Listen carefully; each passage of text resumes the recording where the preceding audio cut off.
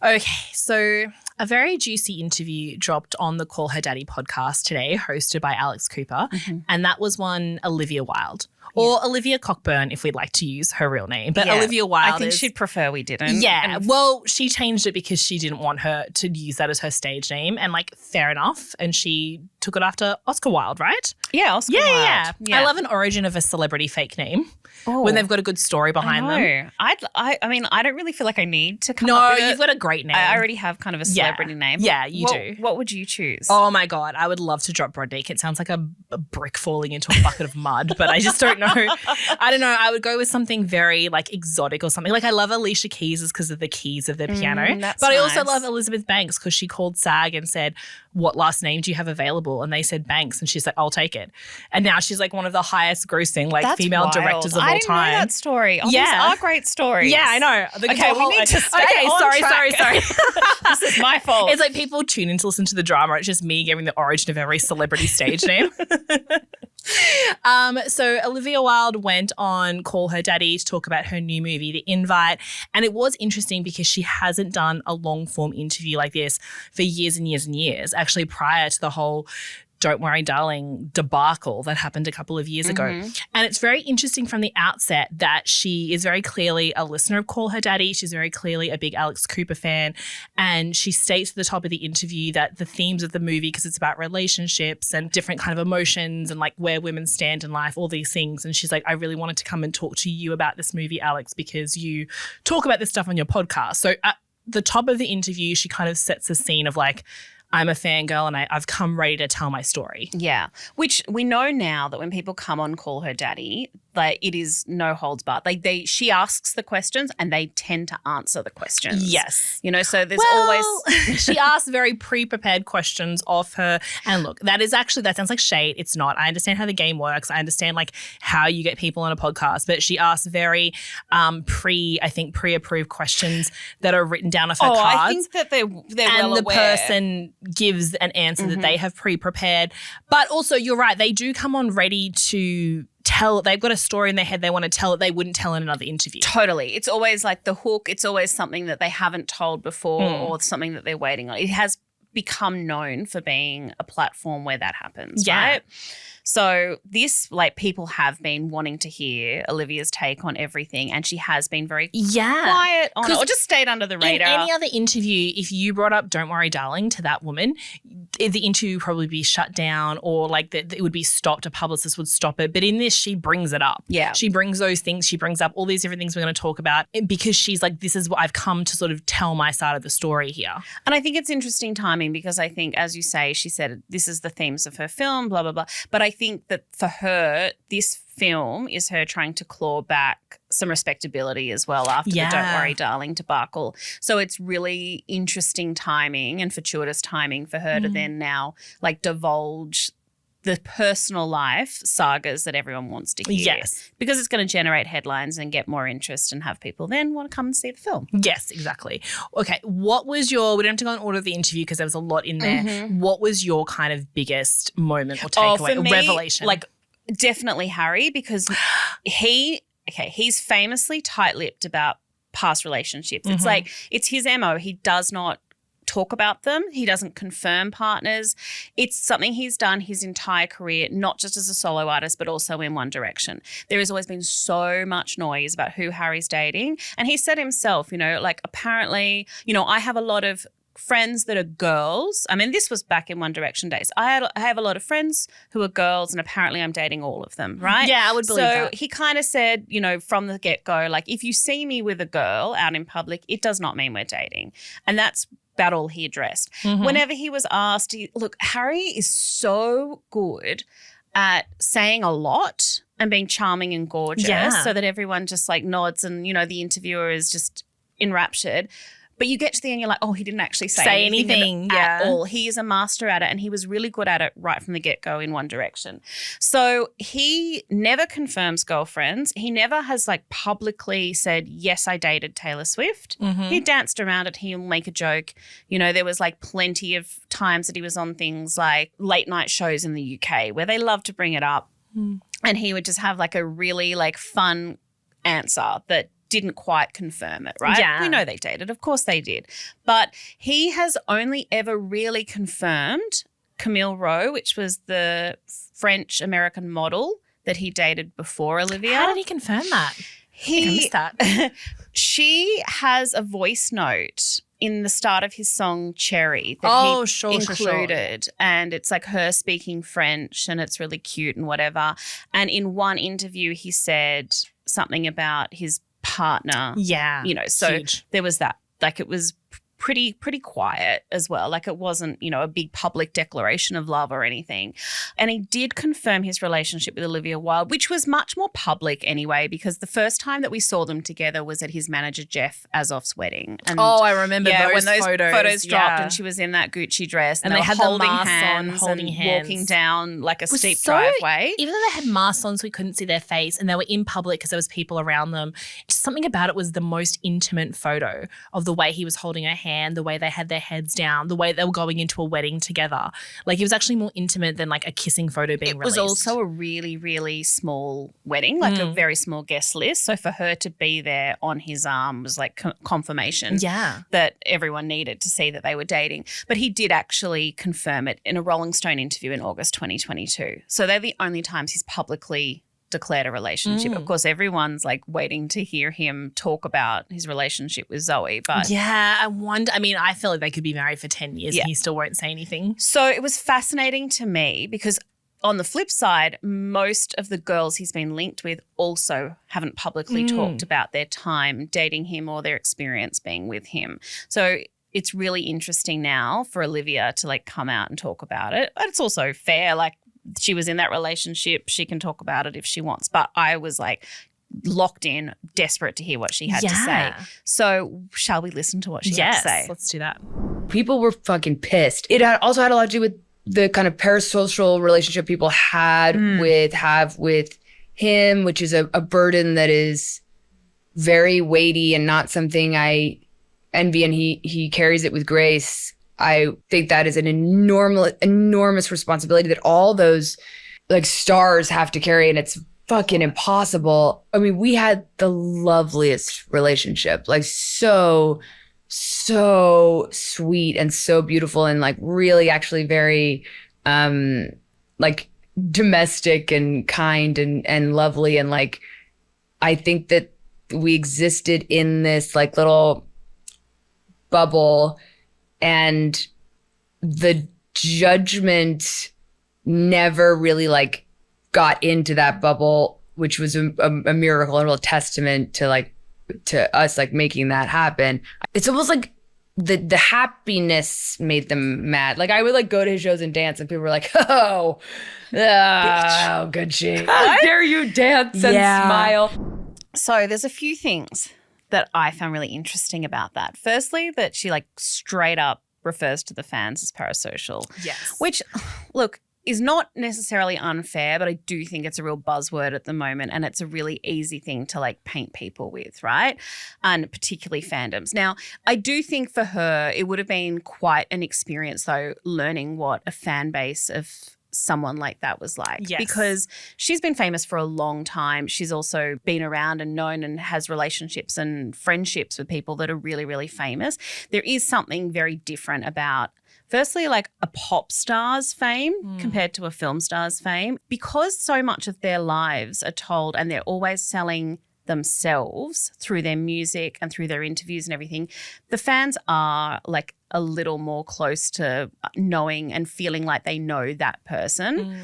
And then there's also just like the boy bandness of it all, and that he does have this like huge global fandom. So it probably was quite a different experience to her to understand that, because she's gone from like thinking, I know what fame is, to then seeing what fame was like for him and being like, oh, okay. Like that actually is on a whole nother level. Yeah, you're right. And she, again, as you're saying, she's been famous for a long time, but a different kind of fame. Because when she came onto the OC, like as she says in this interview, it was an established show and she came onto it at the height of it. So I remember when she first came onto the OC and like do you remember that was like it's like a shift in the world when she came on as Alex in the OC, and everyone's like, she's so hot, she's so cool, she's so beautiful, she's such an it girl. And then she had this relationship with the main character, Marissa, which wasn't handled the best No. as like a same-sex relationship on TV, but also But it was a different time. but also a little revolutionary. Yeah. Like a lot of people have said it was actually handled with a little bit of like tenderness and care in some aspects, but obviously like very of the time. But I just remember like people losing their minds over Olivia Wilde and like being, and like she was this it girl, and like, but even that level of fame, it was such a kind of fleeting moment. And then because she then went to play other characters and she went on to House and she dyed her hair, and it's not that she wasn't as famous, but it was more so that she didn't have crowds of people following her down the street and anything like that. And like when she broke, remember how like everyone's like, she's on the OC and she's married to an Italian prince, and you're like, he's like 50th in line to like a throne that doesn't exist, but still cool. But still cool. And Great she married him on a story. school bus when she Yeah. was like 18. But then when she started dating Jason Sudekis, like people were obsessed with them as a couple, but Yeah. not to the same. People liked them in interviews together, but she could also talk freely about Jason. Like she'd say, we have sex like marathon runners. Everyone's like, cute. But Yeah. no follow-up. No one Yeah. like was It chasing was them just down the fine. street or Like anything it like was, that. yeah, exactly. They could go to the grocery store without being bombarded. But the Harry stuff obviously was a whole different realm for her of being in a public relationship. But what I found about this whole interview is like I love listening to Olivia Wilde speak. I find her so interesting and so smart. And I know she's been burnt before when she's tried to be her kind of normal, almost like quirky, wild, ironically, self. Like I remember when she broke up with her first husband, she did like a reading in New York. There was like no cameras. And I think it was like a retelling of the vagina monologues or something like this. And she also wrote a poem from her. I was in the room, so I don't know, but the story was she wrote a poem of her talking to her vagina, and it was being like, I'm sad. And it was because her marriage had broken up. And she was trying to do it for the women in the room of be like, we all go through this thing where we like feel like unsexual and like no one wants us, and then you reawaken. And apparently it was received really well in the room, but then there were some people in there who went and told that story to tabloids, and it blew up of her like making fun of her ex-husband. And afterwards she said in an interview, like, I was just trying to share something and it gets taken out of context and I'm never going to do it again. Yeah. And I feel like from that, like, it was such a small thing, but I feel like from that moment she's been like, well, I can't say anything. Yeah, and then second guess doing And anything then, or saying so we anything. don't really get to hear her talk. But one thing I found the Call Her Daddy interview is that a lot of the stories she's telling, and she's like making some good points, but she's leaving out so much context. As I was listening to this interview with her and Alex Cooper, I was just like, if you didn't know the full story is we know it. Well, Then this exactly does sound it. crazy. But sometimes I wanted to pull her up and be like, Olivia, love you, girl, but you're not telling what actually some of the context of Exactly. why people were invested in this. And and this is such a trivial little thing, and it's actually really funny, and I've always loved this. But you know, the bit where she says, "Oh, like they would pick on me for dancing at his show and being like, you shouldn't, look at her dancing or whatever." There is actually a clip of her doing like a backbend at his show. And I'm sorry, like that is actually just really funny. Like that is a very, very funny thing for someone famous to do at their boyfriend's show, like being so into the music that they're doing. Like what is that for? So yes, the fans absolutely took the piss out of her for that. Like it was really funny. Yeah. And so I'm kind of like, that's such a minor example and such a trivial example of her like kind of painting this to be like, oh, I was being bullied by the fans. And like to an extent, but it was like in fun. That was actually really quite a funny thing to do. But that was like that moment, that was so far down the track of this public story that she was involved in. That's like telling someone the last chapter of a book and saying, isn't that crazy? And I was like, hang on a second, girl. I'm not saying all of this was fair to you, and I'm not saying that we know what happened, because obviously we'll never know exactly what happened. But the story was you were seen as this incredible director, which I think she is. Like Booksmart's one of my favorite movies. Booksmart's a great movie. I loved Don't Worry, Darling. I really liked it too. I found like any issues I had with it were to do with like a bit of plot and pacing. I just think it needed a re-edit, but I think she's a great director. Yeah.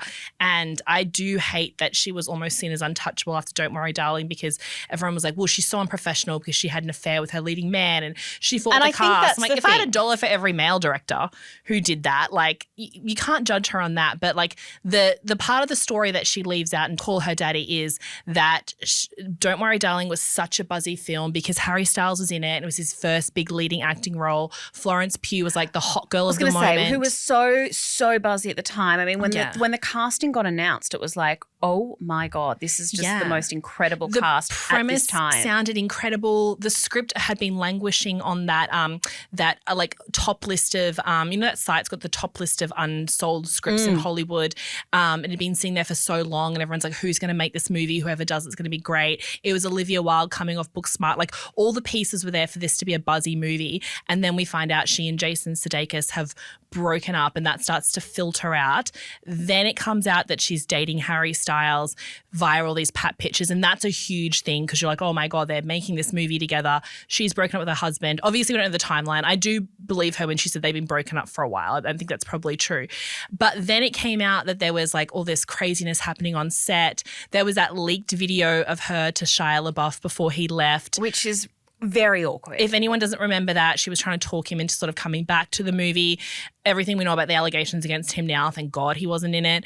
But she was sort of saying like, I'll have a talk to Miss Flo, which was Florence. It sowed the seeds of all this stuff happening. Yeah.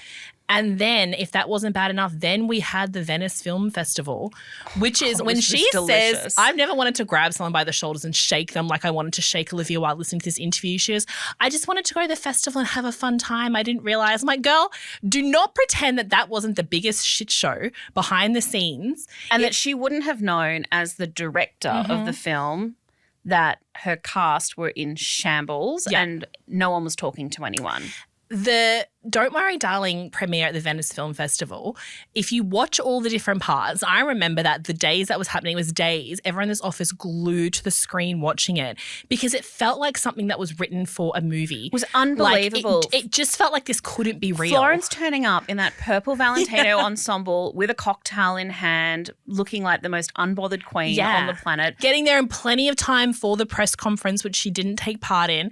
Olivia Wilde, oh my God, I do feel for her, is on stage being questioned by a whole room full of journalists and they're like, why isn't Florence here? And obviously she was filming June 2 at the time and it would have been such a good out for her to say, because she said on stage like, it's so hard, you know, with the schedules and we're so happy she's going to be there tonight. But I understand how hard it is to, as a director, to lose your leading lady for a day. And I'm like, that's a great excuse if she wasn't outside with a cocktail. Exactly. And she was obviously like, I'm not doing the press conference with those people. And then the formation that they had to stand in to walk down that carpet was just like, had to be so precise because no one was talking to anyone.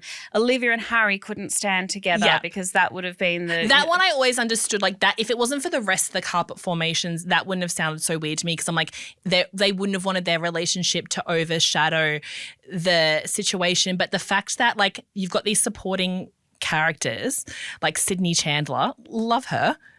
She's in the Alien franchise now. She's great. She's not the lead of that film. If you look at the photos, she looks like the lead of that film. Because she has to be in the middle of every photo because Florence can't stand next to Olivia and Olivia can't be next to Harry. Chris Pine just disassociating the whole time. The whole time. Harry spitting on him. Oh my God, the spitting that is literally one of the best days of my life. It was so I actually did never think he spat on him. How funny though that Olivia brings the spitting up in this interview. It's so funny. But you know why she's bringing that? Because she's like, that was ridiculous and it's a safe place for me to talk about. And it was ridiculous. And like Harry addressed it really quickly because he had taken a break from his residency at that time at Madison Square Garden. First thing he said when he came back was like made a joke to the audience. I just had to pop over to Venice to spit on Chris Pine. But that was so funny. Which was also such a good way to handle it. He's actually never been hotter than that moment because on stage when he's saying that, he's laughing so hard. You're just like, well, you're just a hot man. Yeah, he's just a hot man who does have a good time and does, like, he doesn't take things seriously, which is great. And it's probably the right temperament to have. Yeah, exactly. But the thing is, if Alex Cooper, because I feel like she's not allowed to ask outside of the pre-approved sort of questions unless the person brings it up. If that was any other journalist, and again, this is why people go to call her daddy. If that was any other journalist in like a big setting like that, they would have said, well, just on that though, like, why was Florence not there? Like, why did no one come out? It would have just taken one statement for someone or one photo of Olivia and Florence staying together to put all this to rest. We've seen other casts who we know hate each other do that. It stops the story. Whatever it was so bad that they couldn't even be in a photo together, that they couldn't do a press conference together. If this had been any other interview, the interviewer would have asked her about that. But because it was more of a safe space, she was just like, oh my God, yeah, it did look like he spat on him, which it did. It did. He obviously didn't, but it was just in the context of everything that was happening, so funny. And then they went to a safe place where they talked about the backlash that her dress got. at the Venice Film Festival, which was absolutely crazy because people were like, she's trying to overshadow the cast. And I'm like, if you've ever seen Olivia Wilde on a red carpet, that's just how she dresses. And like, she's a really attractive woman with great style. And she likes the princess dress. She does. Also, like, everyone looked great. Florence looked fantastic. But I'm also like, I just want to say them both, like, you guys know that wasn't the issue. No. There was a tiny handful of people being like, oh, look at her dress. It was, people were just like, this is crazy. This cast, clearly something diabolical has happened, to the point where they can't even cover up on a red carpet, and usually celebrities are really good at covering it up. Mm-hmm. That's what they were talking about, but neither of them addressed that. They skirted right past it. What I found really interesting was she said, she referred to it in the Call Her Daddy interview as like a tornado happening outside the door. So she was aware that it was happening, but it was happening away from her and that she wasn't caught up in it, right? And that inside it was a very like lovely experience for her.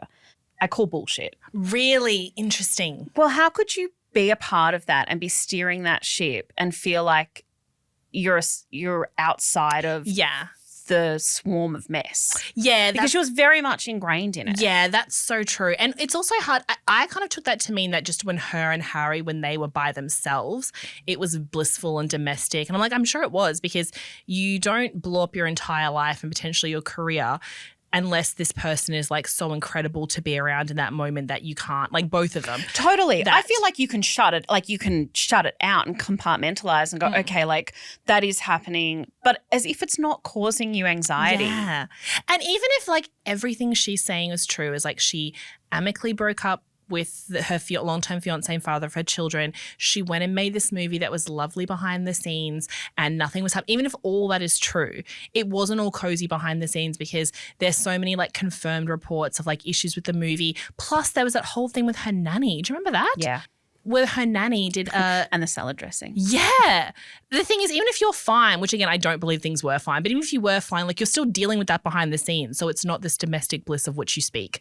Because if anyone doesn't remember, it's so weird how much I remember this. This is just like, it was like every day it was like bam, bam, this stuff happening. It was one of the most magical times it was just, to be again, an entertainment you're just journalist. like, I can't even make this up. Like it sounds fake, but this is this. It totally does. Salad dressing, spitting. Like what the hell is this? Yeah, it does sound like a scene from a TV show, but her former nanny to her two children, Otis and Daisy, did a tell-all with the Daily Mail where she gave like an in-depth recounting of what it was like to be in the house working for Jason and Olivia when their marriage broke up and when she started dating Harry Styles. And it's since been taken down because I was like, how did you get away with that with an NDA, which I'm sure you signed? But it did kind of paint a lot of what Olivia had said as a lie because it very much made it look like Olivia and Jason, from this nanny's perspective, that they were still living together, they were having problems, they were still like a couple in the house with these children. And then she started to like fall in love with Harry. And there was something about a message on an Apple Watch that he could see that she was messaging Harry. And then one night, apparently the nanny said that Jason was like having a meltdown and he was like crying upstairs. Like literally the terribleness of having the person looking after your children recount the most intimate moments from inside your home is like absolutely like, it just makes my skin crawl. Yeah, but at the same horrible. time, it was just this wild amount of information where she was like, Jason was crying upstairs. Olivia came home. She seemed really unbothered. The nanny rushed downstairs, tried to get Olivia to go up and talk to him. She's like, she just cared about making her salad and like finished making this famous salad, put it in a container.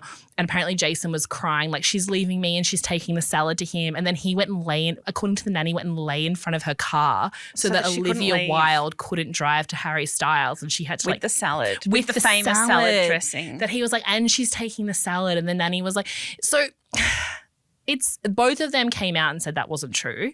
Olivia and Jason, like they had a united front. Of course they have to say that. You have to. But that story was still out there. So how can, I know what you're saying, like how can you be saying that it was domestic bliss behind the scenes when you're having to, when all this was happening and you can't ignore it? That's exactly it. And I think that I'm sure there were moments of domestic bliss, like when you're falling in love with someone and you're getting to know each other and you can kind of live in a little bit of a bubble and shut out the world, but you can't be in that bubble the whole time, especially when it is knocking at your door. You do have to get out there, and you are aware of it. And so like in the moment when you're like there having a glass of wine, having a nice dinner, whatever, you can enjoy yourself, but that is not the reality of what that would have been like. Exactly. And then also she's going through a separation but also a custody situation with Jason Sudekis, who's also very famous. So that's happening in the background of the movie as well, which again doesn't lead to this domestic bliss story that she's telling. And I thought it was also interesting that she brought up CinemaCon. There's all these things that Alex Cooper would never have touched in this interview. But I almost feel like Olivia's like, she hasn't been able to speak for so long. And I think she's been so aware that anything that she would have said over the last few years would be taken out of context. I think this was her moment. She was like, and another thing, and another thing. Yeah. Because you know how like you always think in your head. And she also wanted to do a one and done situation. Where she's like, I'm going to sit down, I'm going to address it all. And then going forward, when I sit down for interviews, if they say we want to ask about these, but no, I've done that. I've moved on. She's like, oh, no, I've talked about it before and I want to move on and stuff. Very much how Florence Pugh acts whenever she's asked about Don't Worry, Darling. She's like, oh, I'm not talking about that anymore. Yeah. It's like, girl, you never did, and we know why. But in this interview, Olivia Wilde brings up the CinemaCon situation, which was, for anyone who doesn't know, in the midst of all this happening, she was in front of like all the, at the convention, all the people who like buy the movies and decide what goes into cinemas and all these things. So it was very high stakes for her. She's up on stage in a pantsuit. She's very in director mode. And this man just approaches the stage and she was like, oh, hello. And he hands her a document. And a lot of people thought he was trying to give her a script, which was creepy, but also people shoot their shot. Yeah. And then she opens it on stage in front of everyone. This is being filmed. And her like face changes and she goes, and just closes it and then keeps going. And then in this interview, she talks about the fact she went backstage and was like, because it was custody papers and divorce, not for divorce, they weren't married. It was custody and separation papers that she was being served from Jason Sudeikis. And she said to her team, like, well, this isn't filmed, so thank God no one's going to see it. And they're like, it's already on the internet because people had their phones out.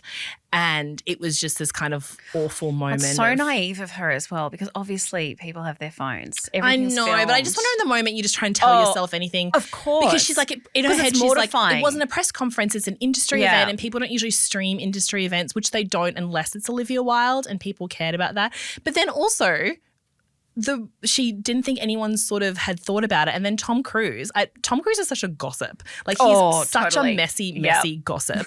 And this has happened a few times in the past where everyone's like, yeah, Tom Cruise said this, Tom Cruise said that. I'm like, that man loves scandal. He's probably like refreshing Dumois every 5 minutes on his phone or getting someone else to do it. But she said she met Tom Cruise and he's like, oh, that was pretty bad. What happened to you at CinemaCon?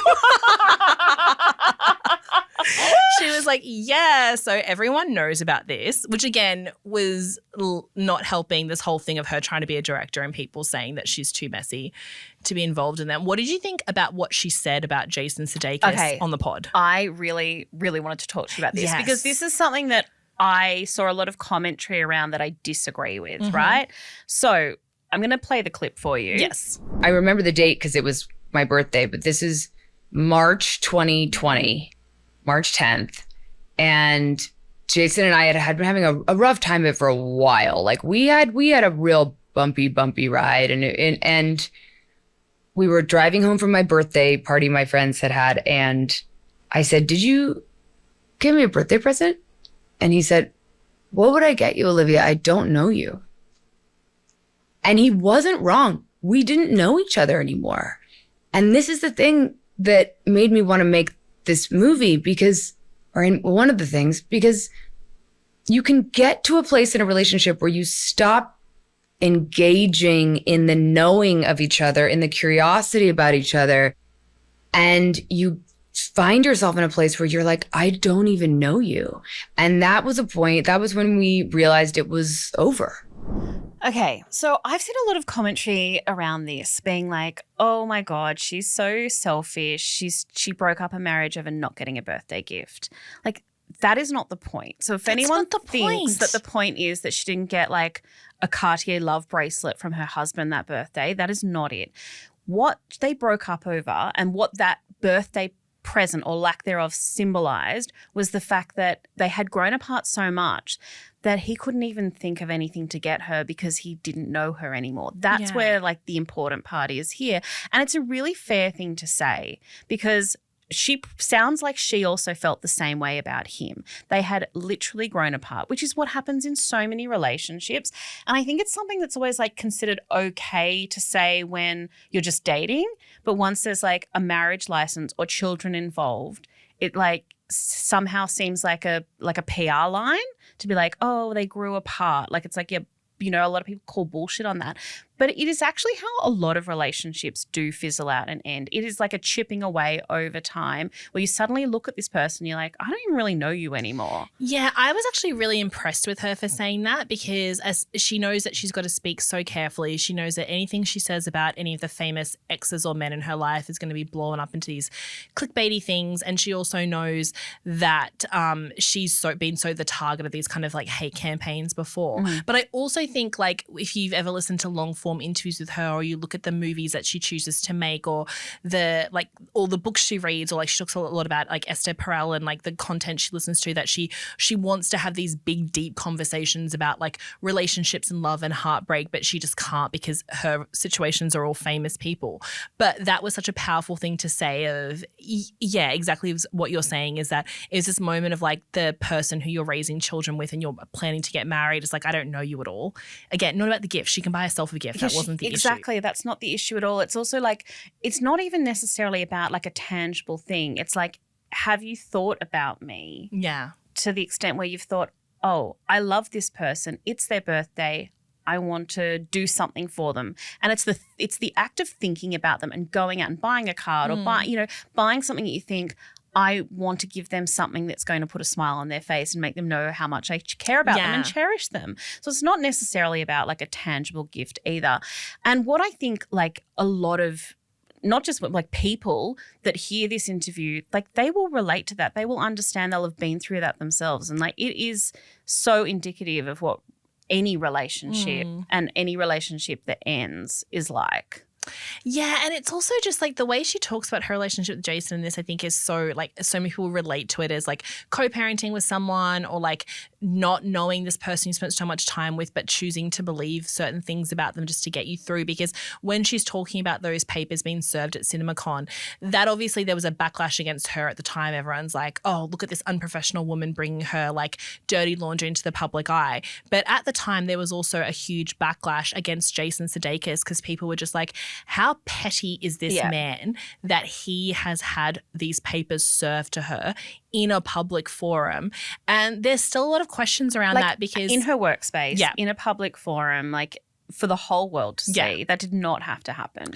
And what's kind of interesting is that Jason said at the time and his team said that he absolutely didn't mean for that to happen. But there's still a lot of questions around this because CinemaCon is you can't buy a ticket to it. You have to sort of go through a different channel. You have to have like accreditation. You have to have a wristband to get not only into the function, but you had to have a special wristband to get into that room where Olivia Wilde is speaking. So where did this man get this access and these wristbands if someone in the industry hadn't helped him out? I know people who serve legal papers have like tricky ways of doing things, but like that was also in the too hard basket for that man. Like he could have served her when she was coming out to her car if he got access to the event. Say, there is like there's no way she was that hard to track down that was the only opportunity to do it as well. Exactly. I'm sure he was like, oh, but she's behind, security and stuff. It's hard for me to get to her. But like on stage was such a moment in the mid-sentence, and there's always been this question mark over who got him the access and did Jason Sudeikis do it on purpose? And Olivia Wilde herself brings it up in this interview and she's like, he's told me no, that he didn't mean for that to happen. He didn't mean for her to have it in public. And she's like, for the sake of our children, their co-parenting relationship, I have to choose to believe him. But it doesn't sound like she 100% believes him because she knows what it takes to get in that room. I mean, if you're saying I have to choose to, you know that the possibility is that it's not the case. Well, if it wasn't him, someone in his team, and it's hard to believe it wasn't him. People do shitty things. As she says, she even says it herself. She's like, people do out of character things when they're going through. Look, I doubt he usually cries and lies down in front of a car. Like that does not seem in character for him in regular life. I feel like who she would fall in love with. People, when their life is blowing up and the life that they've imagined and built together. It is not their most graceful moment. Exactly. And so I understand when she's like, he said no and I'm choosing to believe it, but that there is a question mark over that. So I think all these things she's kind of talking at, it kind of like paints a picture of how she kind of wanted to be seen by the world as she's gone through all of this. Because it is kind of sad to think of an actress who's been in the industry for, close to 20 years. She's done some amazing roles. She was kind of like shaped to be this next big female film director. And it's like all of that has been brushed away, and what's replaced her entire acting and directing legacy is this kind of like tabloid story that she's a home wrecker. It's like a literal shit show. Yeah, exactly. That's replaced all that. And I feel like this moment in time, she's trying to get back into being seen as a filmmaker and an actress and not a tabloid fodder. Yeah. Which I think, like, I have a lot of sort of, grace and empathy for her going through that. Yeah, it's a big kind of hurdle that she has to jump over right now to try and get past it. Yeah. And I think this was, to be honest, probably a decent way of doing it. Yeah, I think it's really sort of reshaped the narrative around her. There's been enough time, and she was careful not to, like, she talked a bit about Harry, but it was very flattering. And so I feel like that's not going to stir up that hornet's nest. She never mentioned Florence Pugh, so that's not going to, like, kick up anything. I think she did it in a really careful way. I just want to know what happened on Don't Worry, Darling so badly. Like, I just want her to tell me, and I won't tell anyone. I don't even want to talk about it publicly. I don't want to do a podcast about it. I just want to know. And we'll never know, and I hate that. If in a perfect world she did tell you, would you tell me?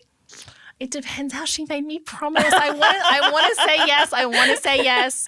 But I just want to know. I just want everyone to know I'm a really good secret keeper. I am too. It just depends. I'm so sorry. If the stakes were that I only get to know on the proviso that like the world explodes if I don't tell anyone, I wouldn't tell you. I'm so sorry. A secret's no fun if you can't share I it. know. Everyone always tells one person. And I know that's how secrets get out because everyone has their one person. Do you want to be, just for this particular secret, the one person I tell? Yes. Okay. I will promise you, don't listen to this, Olivia Wilde. If Olivia Wilde ever tells just me what happened on the Don't Worry, Darling press tour, I'll tell just you. Well, Spillers, I'll tell the rest of you. That's not helping the situation. It's not helping me build up my trust with Olivia. But also then I would need Florence's story, and then I would need Harry's story. I would need everyone's story to like make a full. We need Chris Pine's story. I need Chris Pine. I don't even think that man knows what was going on. No, neither do I. That moment when Harry Styles says it's a movie, it's a good movie because it feels like a movie, and Chris Pine just looks down like he wants to die. Do you know what? I do love Harry. Yeah. I quote that quite regularly and I really mean it because there are a lot of like movies that don't. You know what? I actually kind of got what he meant. I get what he means too. It was not the right thing to say in that moment, and it wasn't the answer. I think because it wasn't really the answer to the question, and because of Chris Pine's just out of it. But you know what? A lot of movies these days could do with feeling like movies. Absolutely. And Don't Worry, Darling definitely felt like a movie. It was a movie that felt like a movie. Yeah. And it was a really great movie. Yeah. I really enjoyed it. Me too. So I'll be interested if Olivia Wilde's new movie, The Invite, which I actually am really keen to see. Yeah, I'm keen to see it too. I've heard some good things from people who've seen it. Feels like a movie, but I do like this next. You're right. It just worked. The quote works. It works. That should be our official spill movie reviewing system. Yeah. Like how many Harry Styles do you give it? Like how much should it feel like a movie? How much did it feel like a movie? I use it for TV shows too. Yeah. Oh, you're like, this TV show felt like a movie. Yeah. Yeah. It might works. even, in the Harry Stylesness of it all, start using it for album reviews too. It's an album that felt like an album. Yeah. It felt like an album. Again, not something it makes you can take sense. It actually to be fair to him, and I know he was torn to shreds over it, it makes sense. I like it, this whole thing we're talking about, like redemption for women who get like slandered in the press, redemption for women who get like taunted because they're mothers or like for dating someone. We're just like, who needs our defense? Harry Styles. That poor white rich man. That poor. Will someone give him a break? Will someone give him You know what though? Yeah. No one's given him a movie since. I just think that he was so shell-shocked from that whole experience. And also, did you see My Policeman, the movie he was in? Oh, he was not good. I actually didn't see that. Yeah, don't. don't. Yeah. The thing is, it's just like everyone he was with, like Emma Corrin, are just such incredible actors that it was so he has a bit of a bit more of a bit part in Don't Worry Darling. Like I thought he did a good job in Don't Worry Darling. yes, I did too. Everyone talked about how great he was in Dunkirk. He's on the screen for like not very much time at all, and It's like 1 minute. yeah, it was fine. It was fine. Yeah, he was fine in Don't Worry Darling because everything was just happening around him and he just had to be there looking like Harry Styles. But My Policeman, he really had to act, and God bless. And in a leading role too, like that's a lot for anyone. Yeah, not great. But I think he was just like, I think this is more trouble than it's worth. Yeah. I'm done with this. I'm just going to go play to stadiums of screaming fans who love me so much. And of course. Thank God he is. Yeah. That's his wheelhouse. That's where he belongs. Oh, poor Harry Styles. Something no one's ever said. Well, we'll link the full episode of Call Her Daddy in the show notes because there is a lot more that we didn't get to talk to about Olivia talking about her career and her new film and everything. And it's all very much worth a listen to hear the full interview. Absolutely.